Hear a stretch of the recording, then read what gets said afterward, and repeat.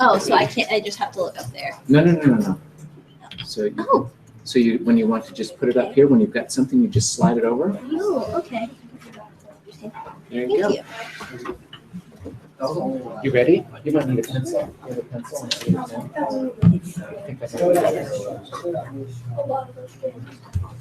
Okay, like group orange, like to start with their findings. Group orange. Oh wait. I guess. Oh, you put okay. That's Okay. Are we talking about the cloud?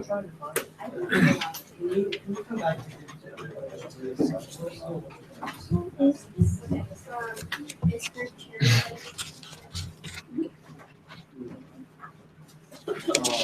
Sorry, do you want to give your example? Yeah. So our topic of discussion for Cherry was such passage indicates the importance of one type of human relationship, family, ancestors, friends, or social groupings. They indicate what the passage reveals about the Roman view on these matters, and they compare it to other texts. Okay, so okay. My first passage is from 99, and it represents familial bonds. wait from 99. Page 99. Okay, remember we're book and line number. This is book 2, and it is line number 882. Okay, and this is when Aeneas is like, the city is being destroyed, and Aeneas is trying to salvage his family and like survive. And the family takes the father of Aeneas, Creusa, Ilias, his son, and they all say that we both will share one peril and one path to safety. And it basically represents how they're trying to salvage family, and that's more important and that's more noble in war. But I thought that kind of contrasted with the Iliad, because most people, when they were about to die, they thought it was more noble to die in battle rather than like salvage family. And that's what I got from that. And Hayden wants to elaborate. I was gonna build on that a little bit, but instead of talking about kind of how, like what kind of death and I guess how important that is, I was gonna talk about the patriarchal relationships in families. And okay, so pretty much he says, he's like, yeah, I'm not leaving. And his relatives' reaction to the statements on book 2, lines 806 to 817, page 97. And yeah. And he's, they react by saying, so he said, planted there, nothing could shake him now, but we dissolved in tears. My wife, Creusa, Ascanius, the whole household, begging my father not to pull our lives down with him, adding his own weight to the fate that dragged us down. He still refuses, holds to this resolve, clings to the spot. And again, I rush to arms, desperate to die myself. Where could I turn? What were our chances now at this point? What? I cried.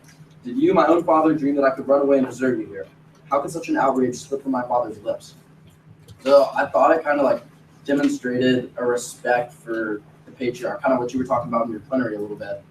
But it's interesting to note their reactions. I mean, they don't even attempt to argue, as if they're fully prepared to die already. They just accept it as is, like, well, okay, well, we're staying. So that the whole kind of patriarchal system, that was interesting. But then I also have like a transition of power from Anchises to his son Aeneas. And that's on book 2, lines 837 to 841, page 98. Oh, that's just the next page. And 837, yeah. It says, my wife, Creusa, look, flung herself at my feet and hugged my knees, and raised our little Iulus up to his father. If you're going to die, she begged, then take us with you too, to face the worst together. So here, Creusa, it's a different kind of patriarchal system, but she's submitting wholeheartedly to the decision of her husband.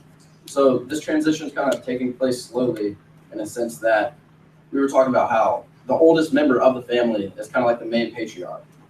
But now that he's kind of submitted and said he's going to stay, and then realizing he's weak in a sense, there is a transition that's coming on.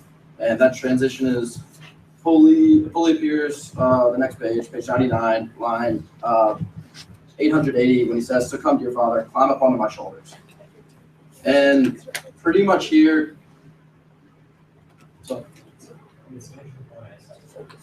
Oh, okay. All right. And basically, I just said that on line 880 that I feel like the transition is fully completed.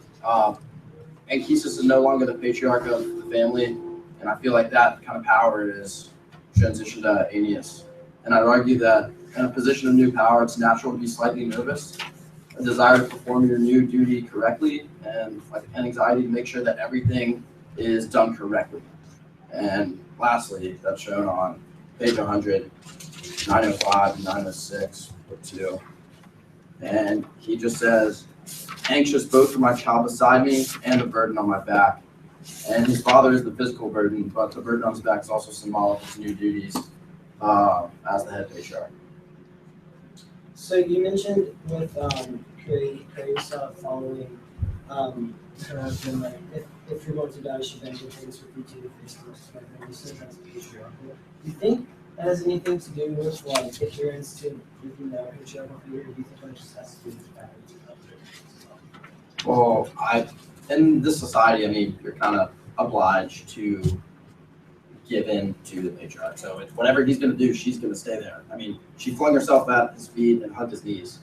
So, I mean, she's being pretty subservient, bowing down to him. So I'd say so. Wait, when did you say that the burden transferred to Aeneas to be the leader? Book 2, line 880, page 99, says, so come, dear father, climb up on my shoulder. So he's literally carrying his father now.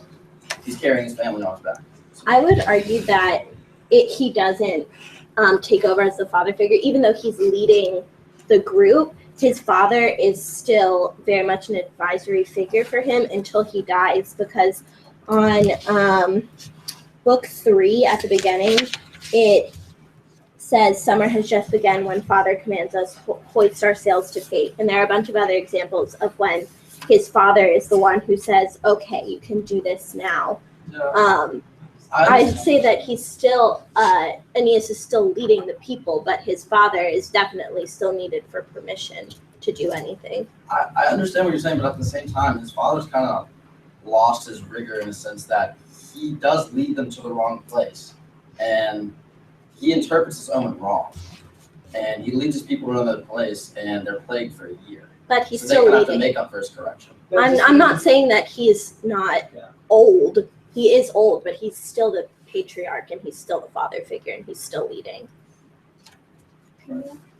Just kind of to go along with that, I think one of the human relationships that we were supposed to talk about in our group was ancestors. So I think what Hayden is trying to do is kind of connect that to like the transfer of power, and then his father as an like advisory figure, but maybe not the one calling all the shots anymore, right? So then that's another convention that we can talk about is, worshiping the ancestors, or not worshiping your ancestors, but revering them and honoring them.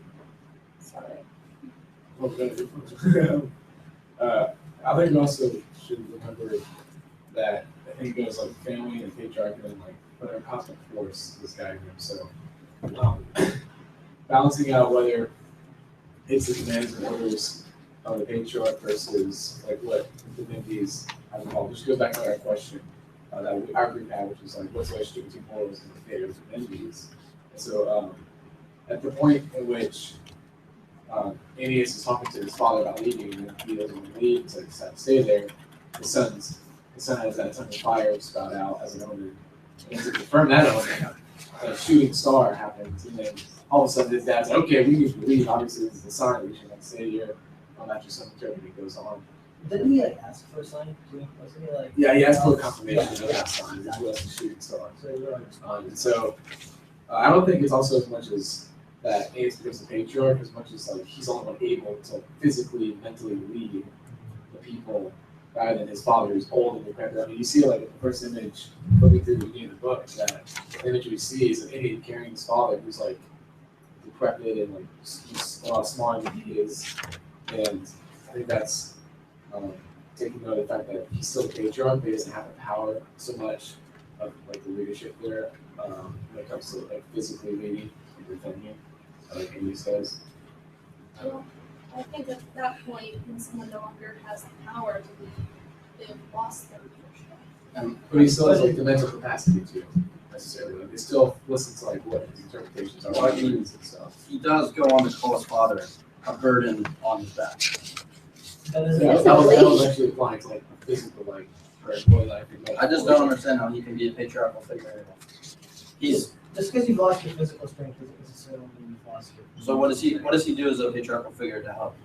I don't know. When you say patriarchal figure, I was actually gonna say that. It's like, by patriarchal figure, do you mean, The head of the family. can he be like a figurehead and still be the patriarchal figure? He doesn't necessarily contribute. It's the fact that he's alive still, and that his status, what highly was, what still is the patriarch. I mean, he does. The fact that he's still alive and the father, well, his father and family. I think what these guys are trying to get at is that it's more about kind of the previous respect and stigma that kind of surrounds him rather than necessarily the exact contribution. People still respect him, I feel like. Yeah, I think going off that, the distinction needs to be drawn between like the patriarchal figure and the physical like leader in a sense. Like I still think that the father kind of calls the shots. Like he's the one, even though he sent them to a place where there was plague and that was incorrect, he still kind of calls the shots in a sense. So there is definitely a difference, a distinction needs to be made between the patriarchal figure and the one that's just physically able. And I guess the most. Changing the subject a little, Zach said something about omens, which is what our group, one of the things that our group was talking about. And in a lot of like the Homeric epics as well as in this, there are a lot of omens, and they're one of the ways that they can kind of see what the gods are thinking. And so like in the Odyssey, there's a lot of like birds, and like if it's a bird of prey, then like that's obviously a bad signal. And then Zach was talking about like the shooting star, and like that's obviously a good signal. So there are a lot of those like throughout the Odyssey. Do you want to talk? So shifting to in prophecy, omens, and dreams, we primarily focus on prophecy, and then also like through dreams and through some omens, you can like see the prophecy and like what the gods are thinking, like Isabel said. And then I think it's important to like think about. I kind of chunked up the prophecy in two different groups, like the prophecy in the first book compared to the second and the third book. Because in the first book, it talks about like what's happening now, the prophecy of Rome and how it will be created. And then the second and third book, how it kind of goes back to previous like, prophecy and how they got like where they are. So yeah. And then we can see how the prophecy played out despite different conflicts and stuff, and how it does come to like true, even though like gods and goddesses do like intervene and try to like shift it their way. One thing that I find very interesting about like the Aeneid and other books of this type is that from the beginning you basically know what's going to happen, but they still like find ways to make it interesting, and it's not like boring to read even though you already know like what the conclusion is. The prophecies serve as sort of a guide going forward, and then you have to sort of watch the characters take the prophecies and use them. For example, when the characters receive the omen about Italy and going to Italy, they have to sort of navigate their way through, and of course there's hardship on the way, and even though the reader knows what's going to happen, you still have to sort of go through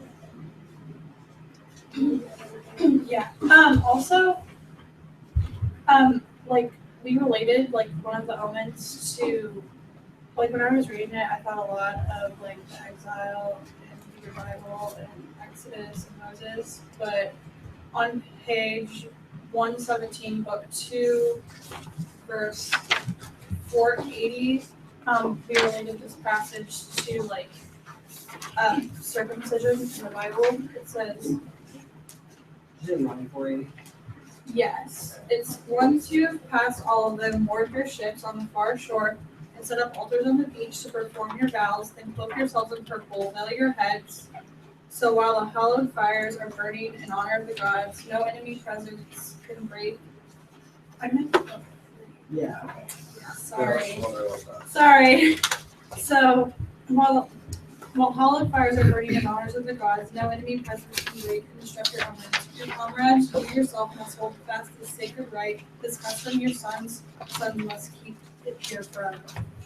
So I thought that was like definitely related to like going to Canaan and like circumcision and all of those. I agree with you. Like part of the passage that I read was when Aeneas addresses the men that are left. This is like at the very, very beginning. The men who have survived all of these adventures, and he's trying to like get them to have hope. And so it's book 1, lines 232 to 63. But specifically within that, it says, their fate holds out a homeland, calm at peace. There the gods decree the kingdom of Troy will rise again. So yeah, in that I can see kind of the Abraham's promise, and the only difference here is that it's a different type of God, I guess.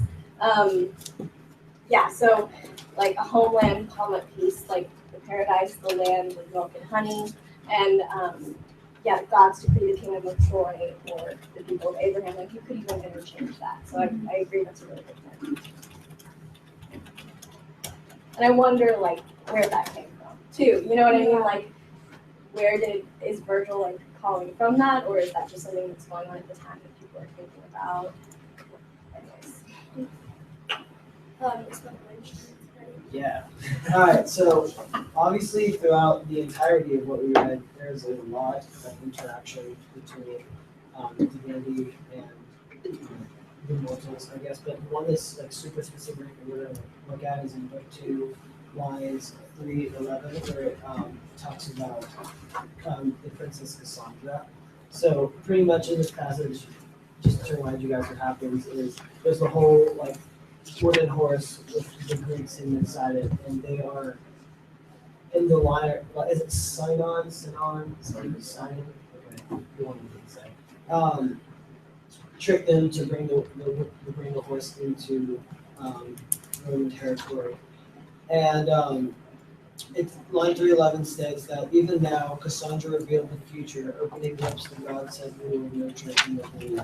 So basically, the gods, I guess, put a curse on Cassandra, in which the Trojans would not believe her. So even though she cautioned against, she knew what would happen. She cautioned against them bringing in the wooden horse, which would eventually lead to the Greeks infiltrating the Trojan territory. No one would listen to her because of something the gods did. So that's Can I interject real quick with the story? Basically what happened was that Apollo was really into her, and she was like, no way. And then he got really mad and cursed her so that she had the gift of prophecy, but that no one would ever believe her. Yeah, so because that's like such a direct example, that's really cool. Because that's such a direct example, and that would eventually lead to that huge, like the continuation of war, I suppose, and the Greek infiltration. That's the one we started to focus on. Yeah, we're trying to relate back to the works as well, considering that this is a very important piece and matter of someone's being told truth, but they don't have the capability to reveal it. And I'm sure we could relate this back to like the Iliad and parts where, like, we know, for example, what's happening. Like, so it's almost like we're the Cassandra, the story that obviously became like, the part of like, relating to the Trojans.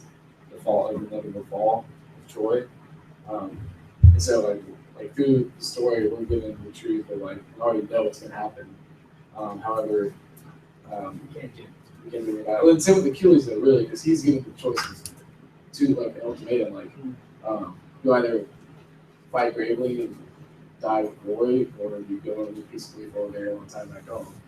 And that's I think why the Iliad ends. Without Achilles' death as of yet, or the fall of Troy as of yet, because we already know what's going to happen. I mean, we already know it's centered on that Achilles' rage, which was the story all about, has already been settled in, and this played its role in the story. Going back to what Will was talking about with the Trojan horse, I think that whole story surrounding that just kind of shows how much like respect and power the gods in this story wield, and that these people who are fighting wars against each other are willing to open up their fortress just surrounding the idea that they can gain the praise of a certain god is kind of a big deal and shows how important the gods really are in the story. Because, I mean, if you're fighting a war and you see this giant horse led by a member of the opposing army, I mean, it's like pretty suspicious, but they're like, oh, we gotta praise the gods, so that took precedence over that. My favorite was when they could hear the people inside and they just ignored it. Not a big deal. Going off what Jimmy said about the gods being so important, I think obviously this and the Iliad are very similar in that a lot of these mortals couldn't do what they do without help from the gods. And so another relationship, I'm in Team Orange, and our question was about the relationship between the mortals and the gods. And on book 1, line 500, it's the Venus putting the cloud over Aeneas. And it says, but Venus screens the travelers off with a dense mist, pouring around them a cloak of clouds with all her power so no one could see them, no one reach them and hold them, could cause them to linger now or ask why they had come. So Aeneas wouldn't have been able to infiltrate the city without the help of his mom, who couldn't help him unless she was this fancy goddess. Yeah, I mean, there are tons of examples in here. There's the whole thing with Hercules with Helen about how Hercules was like, no, they're good. And then there's when Venus showed up disguised, and Aeneas was like, no, Mom, I know it too. I mean, it's like, the entire thing is just filled with, I guess, the divine intervention type thing. And I guess in which case that's pretty consistent with the Iliad, because I mean the whole thing is, it's basically like what gods are on which sides, and in what ways do the gods help the mortals? Because it's really like the gods are pulling the puppets the gods are really dictating everything that is happening, and it's really just like we are the readers who are able to see everything that's going on. The gods are deciding everything that's going on, and then the mortals in the poem are enacting. I think it is interesting to compare the gods of the Iliad to the gods of the Aeneid, just because, in my opinion, I see that there's more respect and almost like familial love between especially Venus and Aeneas. And the whole point, I remember, part of the plenary was about why Aeneas is a hero and why he's so much better than Achilles, and that's because of his piousness. And so we see that there is so much more reverence and there's less like anger is the vibe that I was getting. I mean, don't get me wrong, there's a part, I mean, it's not that important, so I won't go all the way there, but where there's faithful prayer and trust and just constant connection with the gods. And we didn't really see that, at least I didn't really see that in the Iliad. It's more of just like blaming the gods rather than trying to have a relationship with them. You're saying, or yeah. Right. Because we did have like relationships among groups, social groupings, family, the gods, etc. And I had a little bit, and I kind of tied it into relationships with gods as a means for direction, and then I also had characters' understandings of the influence of the gods on faith. So here with the relationship with gods as a means for direction, I have on lines 100 to 107 on page 106, book 3. Aeneas is stating, there, all by the shrine of God, built strong with ancient stone, I beg Apollo, grant us our own home, God of Themra. Grant us wary men, some walls of our own, some sons, a city that will last. To safeguard the second Troy, this remnant left by the Greeks and cruel Achilles. Whom do we follow? Where do we go? Command us. Where do we settle now? Grant us a sign, Father. Flow into our hearts. And I kind of just saw that as Andronicus questioning Aeneas on his journey.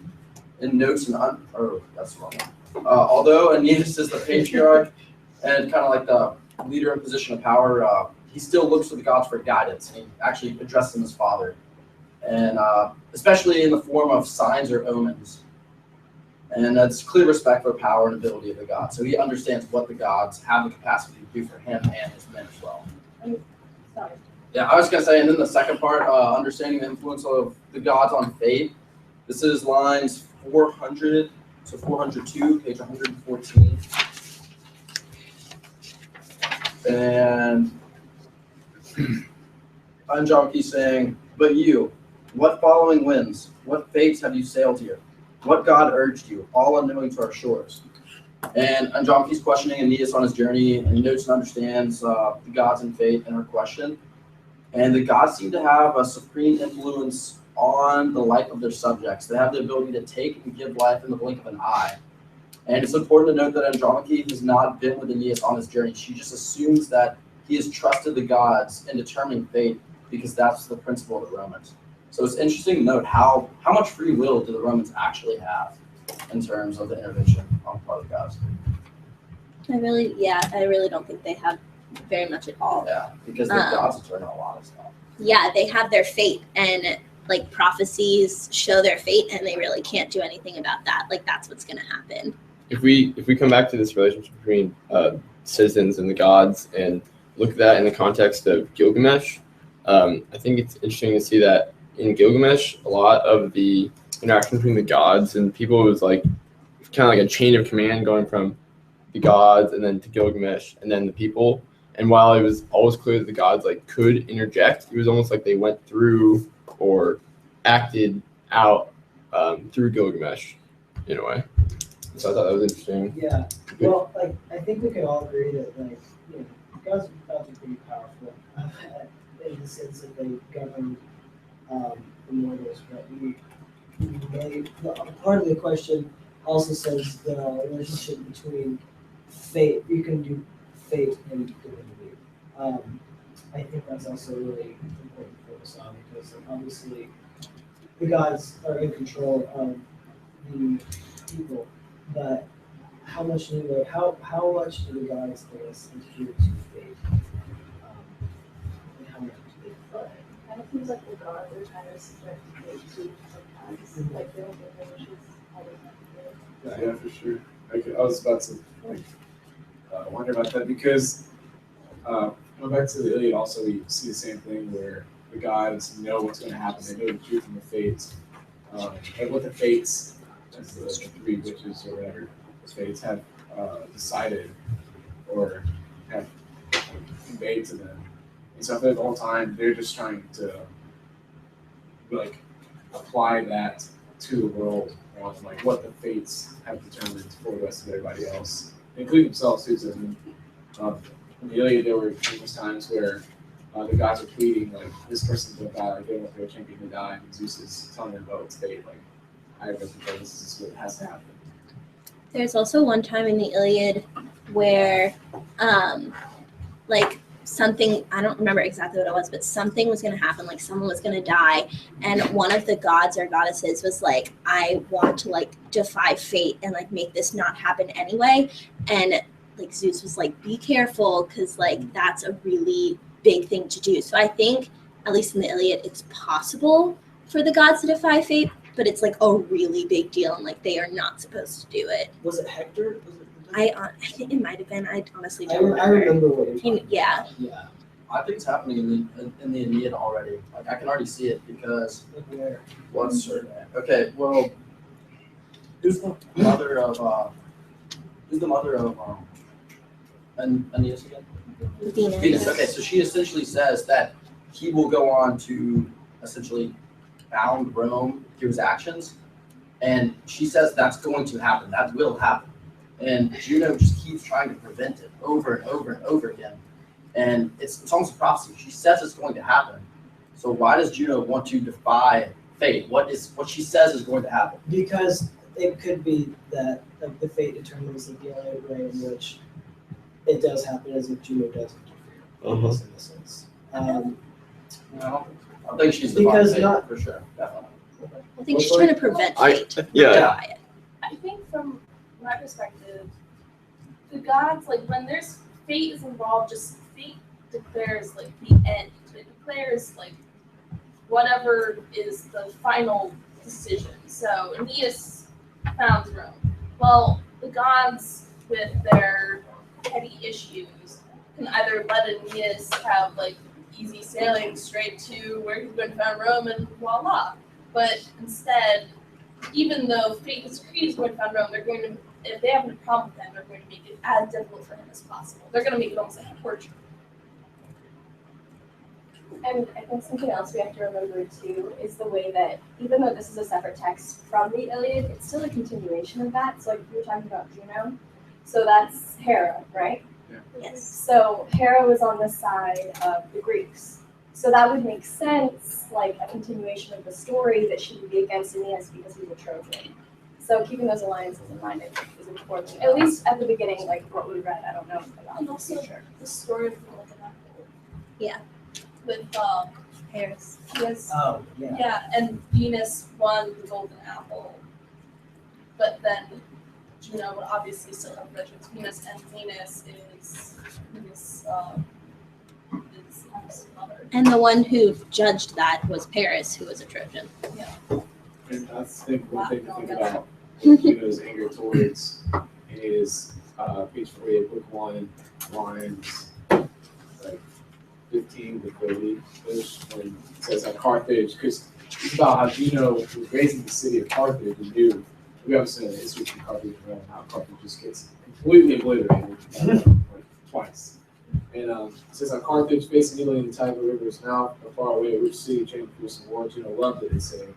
Down other lands, and she keeps all these things there. And then, but she heard of a race of men, sprung of Trojan blood, but one day toppled down a Tyrian stronghold, greed, and arrogant people ruled far and wide, crowded battle, destined to plunder Lydia. So the fates were spitting out the future. This was Juno's spirit.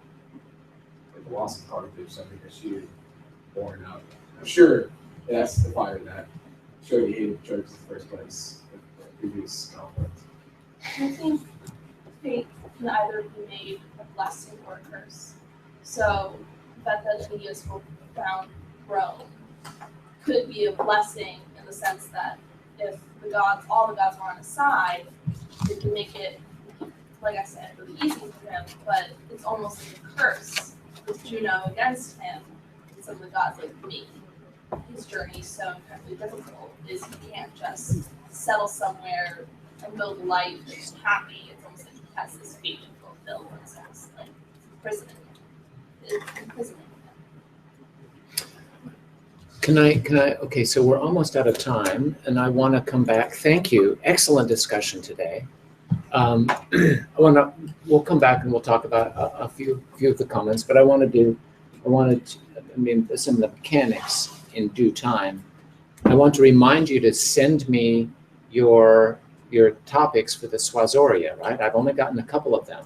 So what you want to write about, this is a action that you want to argue in favor or against. Okay, all right. So I want you to be sure and do that. I'm going to send them out, and then you can, because the sooner you do this, the sooner we can decide on the topic, and you can get working on it. So it's in your best interest to get this to me as soon as possible.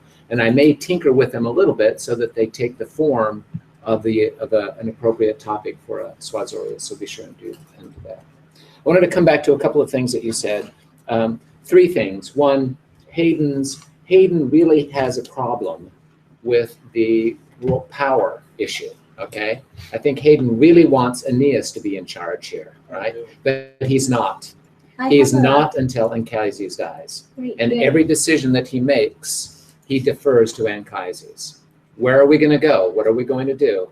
Anchises is alive. Anchises makes the decision. It's not a function of physical power or anything like that. It's who makes the decisions, and that's going to be Anchises. And in fact, he's going to go back to Anchises. He's going to visit him in the underworld.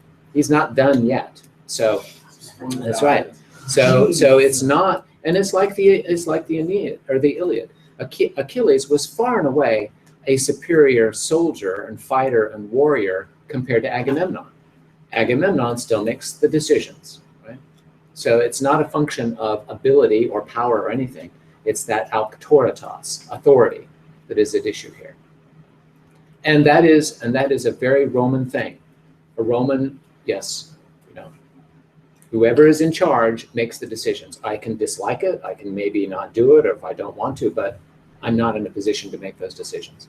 That's still consistent too, though, right? What? Like, and that's still pretty consistent, though. Like, if you just look at the relationship between like a father and a son, like I am probably physically stronger than Sure, my father. sure. Does he still tell me what to do? Does he still Yeah. listen? Yeah. Sure.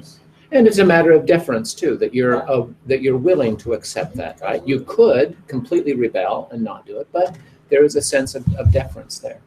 About fate, okay? So this is a tough issue. We're not going to resolve it. There's no real answer here. But I want you to think about your own situations in that one way of thinking about so-called fate are the forces over which one has no control. You all have, to a certain extent, think of what you can and can't do and how that is constrained or enabled by the circumstances of your life. Right? You occupy an incredibly elite position in this world. There aren't very many people on this planet that can do what you can do. And is that a function of your ability? Well, to a certain extent, yes. But it is largely to the extent of the circumstances of your birth, where you are, where you live, the opportunities that you have. These are things over which you have no control. And I did like Abby's comments about, yes, certain things are fated, but that doesn't mean that it's going to be easy to get there, right? And that there's lots of things that can happen in the meantime, and that Juno can fight against it as long as she wants, right? Until that ultimately happens. So I do think, and that's true of our own circumstances too, we can try to shape the world we live in to enable what we want to do, but ultimately at the end, we may or may not succeed. These are forces beyond, and even the gods are constrained. The gods can't do everything they want to do. And we saw that, for example, in the Iliad. It's Sarpedon. It's the death of Sarpedon that raised those issues about things. The last thing I wanted to think about the relationship between the gods and the humans. Venus is Aeneas's mother, right? Okay. So Aeneas is at this moment in the sack of Troy where he sees Helen and he has an opportunity to kill Helen, right? And Venus intervenes. Why? She was the son of daughter.